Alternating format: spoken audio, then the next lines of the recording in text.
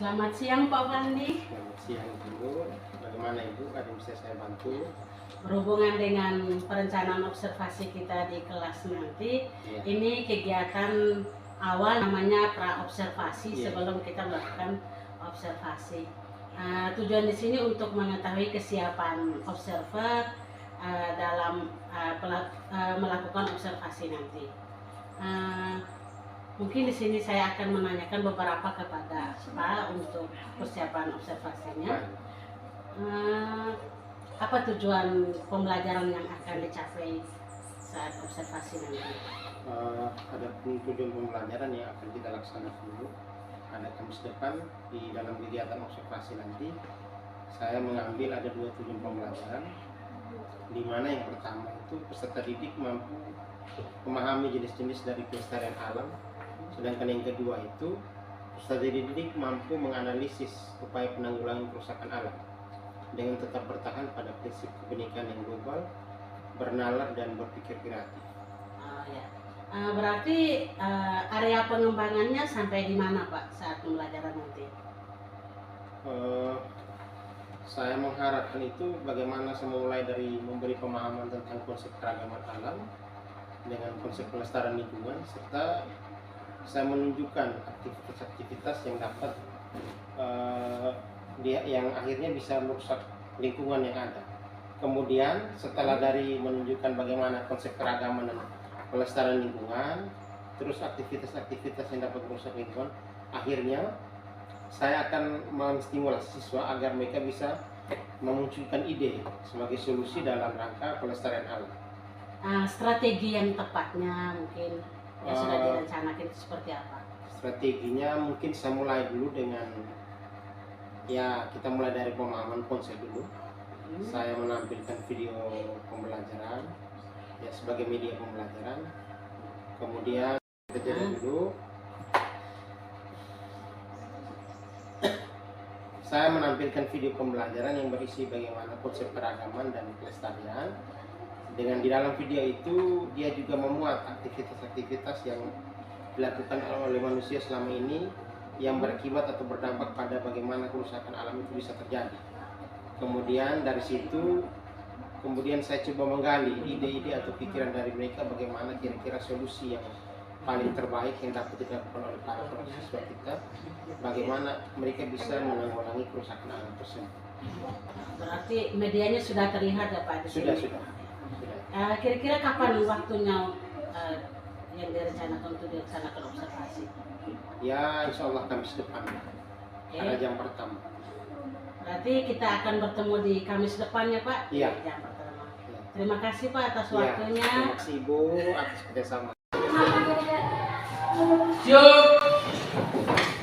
Beri salut. Selamat siang Pak.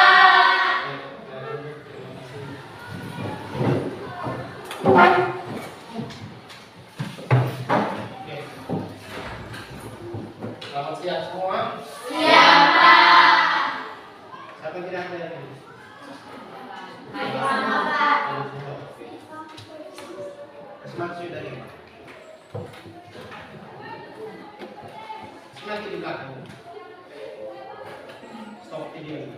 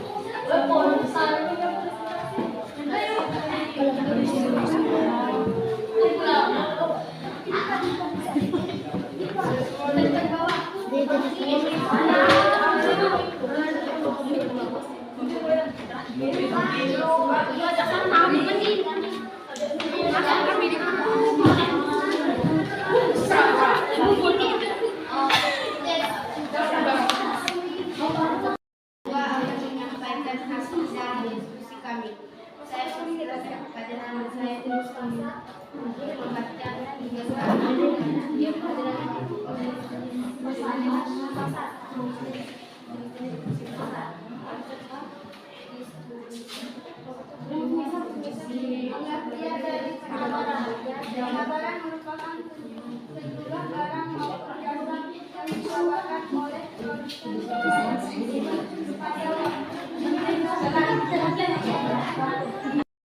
kedua, pengertian pasar sebagai sarana pertemuan pembeli dan penjual yang dilakukan secara berlangsung dan tidak berlangsung untuk Beri salam. Terima kasih, Pak.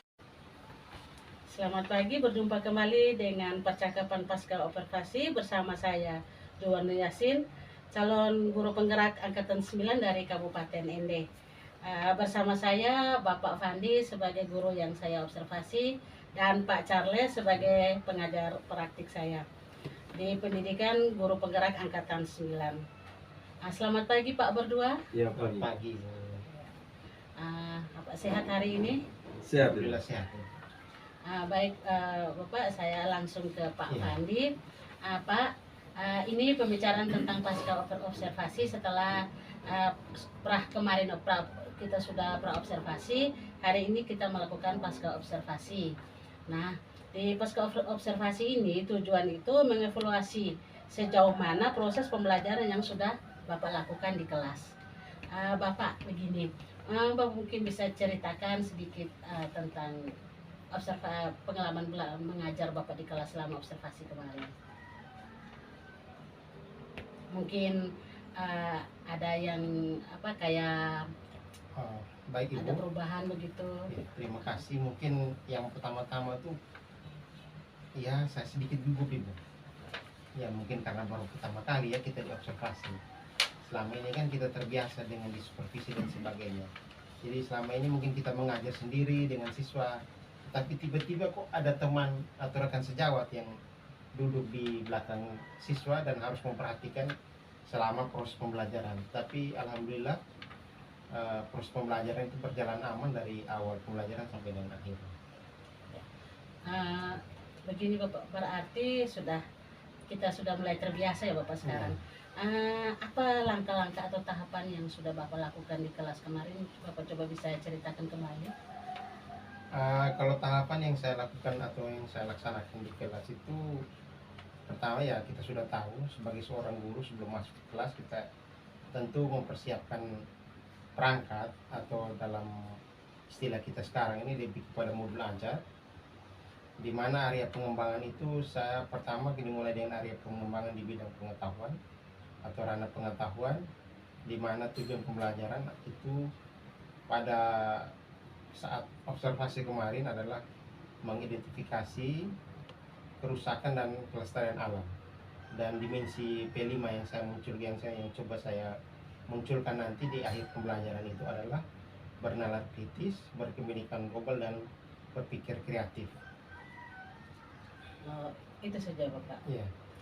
Apakah ada kendala atau kekurangan di saat Bapak mengembangkan area itu? Kendala pasti ada Ibu, tetapi saya bagaimanapun caranya sebagai seorang guru saya berusaha semaksimal mungkin untuk bagaimana bisa mengatasi kendala itu. Ada strategi itu dari Bapak? Strateginya mungkin di kelas ya, saat pertama-tama di kegiatan inti ya kita mulai dulu dari bagaimana kita mengorganisasi siswa. Kemudian dari siswa itu kita bagi ke dalam beberapa kelompok. Dalam kelompok itu kita bagi sesuai dengan gaya belajar siswa, di mana gaya belajar siswa ini kan kita sudah tahu Ibu, kita di awal semester kita sudah lakukan yang namanya asesmen diagnostik. Dalam kelompok itu sendiri saya bagi sesuai dengan gaya belajar siswa yang ada, di mana saya memilah gaya kelompok yang dengan gaya belajar visual, terus gaya belajar auditori, dan gaya belajar kinestetik. Berarti selama pembelajaran kemarin Bapak sudah sangat mengenal ya tentang pembagian minat belajar anak. Kira-kira dari kendala yang sudah Bapak hadapi, kemudian strategi yang Bapak sudah laksanakan untuk menghadapi kendala itu, kira-kira kapan Bapak melakukan perubahan dengan rencana yang telah Bapak sampaikan tadi? Maksudnya perubahan ini ke depannya, pembelajaran ke depannya itu bagaimana? Ketika sudah menemukan kendala dan solusi yang sudah Bapak ceritakan tadi, bagaimana kelanjutan dengan pembelajaran berikutnya? Pasti saya akan melihat kekurangan ini yang saya terapkan di kegiatan observasi ini, akan saya lakukan perbaikan di pembelajaran selanjutnya, dan seterusnya. Ketika ada kekurangan, pasti saya akan memperbaiki di pertemuan-pertemuan berikutnya. Saya rasa bagus sekali kesiapan Bapak, kemudian pengenalan Bapak terhadap proses pembelajaran ketika observasi kemarin. Saya rasa pembicaraan kita tentang pasca observasi sudah selesai untuk saat ini. Nanti kita akan bersambung di pertemuan berikutnya. Untuk saat ini terima kasih atas jawaban-jawaban dari Bapak. Dan untuk selanjutnya saya memberikan kesempatan kepada Pak Charles sebagai pengajar praktik untuk memberikan tanggapan atau umpan balik terkait dengan jalannya percakapan pasca observasi ini. Silakan Pak. Oke, baik ya, terima kasih kepada Ibu Arni dan Pak Fandi yang sudah sangat luar biasa, dan saya mengapresiasi itu sudah melakukan percakapan percakapan pasca observasi di mana kegiatan ini adalah kegiatan diawali kemarin, yaitu pra observasi, dan juga yang berikut kemarin sudah dilakukan kegiatan observasi sangat luar biasa. Saya menyaksikan tadi mulai dari percakapan, yaitu dia menggunakan metode coaching di mana metode coaching yang kita ketahui ada alur Tirta tadi sudah sangat bagus. Ibu sudah bisa menggali potensi yang dimiliki oleh Pak Fandi tadi dalam percakapan tadi, di mana potensi itu yang Pak Fandi rasakan selama kegiatan pembelajaran kemarin nih. Pembelajaran kemarin di kelas kelas berapa kemarin? Kelas 7 ya. Di kelas 7 yaitu pembelajaran berdiferensiasi nih, di mana area-area pengembangan yang Pak Fandi rancang kemarin di saat ini pra observasi sesuai dengan tujuan pembelajaran yang akan dicapai. Nah, dalam kegiatan pembelajaran yang berlangsung, Pak Fandi sudah bisa menemukan terkait dengan kelemahan maupun kelebihan yang sudah dilakukan oleh Pak Fandi. Karena biar bagaimanapun yang lebih tahu karakteristik peserta didik di kelas yaitu Pak Fandi. Sehingga untuk area pengembangan itu yang dirancang oleh Pak Fandi sendiri. Nah, tadi Pak Fandi sudah bisa menggali atau merasakan kelemahannya ada di mana, atau kelebihannya di mana. Nah, kelebihannya bisa dikembangkan lagi dan seterusnya. Nah, untuk kekurangan yang mungkin saja Pak Fandi belum lakukan atau belum terapkan saat kegiatan pembelajaran. Tadi Pak Fandi sudah bisa mendapatkan solusi ketika Ibu Arni menggali potensinya Pak Fandi sudah bisa menemukan solusi atau strategi atau teknik atau cara lain sehingga untuk kekurangan ataupun strategi yang belum Fandi terapkan di kelas. Tadi Pak Fandi sudah bisa sudah menyampaikan rencana tindak lanjut ke depan. Ke depannya nanti Pak Fandi sudah sampaikan bahwa ke depan nanti akan menggunakan tentunya pembelajaran berdiferensiasi dan seterusnya ke depannya, baik itu mulai besok, lusa, minggu depan, sepanjang Pak Fandi sebagai guru kalau memang situ Pak Fandi merasa praktik pembelajaran berdiferensiasi ini menghasilkan dampak yang positif tentunya bagi peserta didik. Seperti itu. Mungkin ini saja umpan balik dari saya.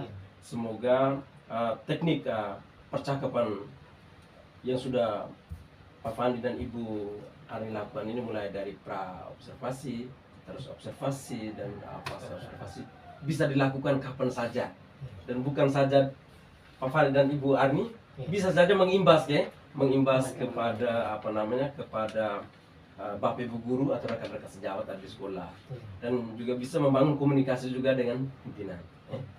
Seperti itu. Oke, baik, terima kasih kembali. Terima kasih Pak atas masukannya atau umpan baliknya. Terima kasih, sekian saja percakapan pasca observasi bersama saya Juwani Yasin, CGP Angkatan 9 Kabupaten Ende.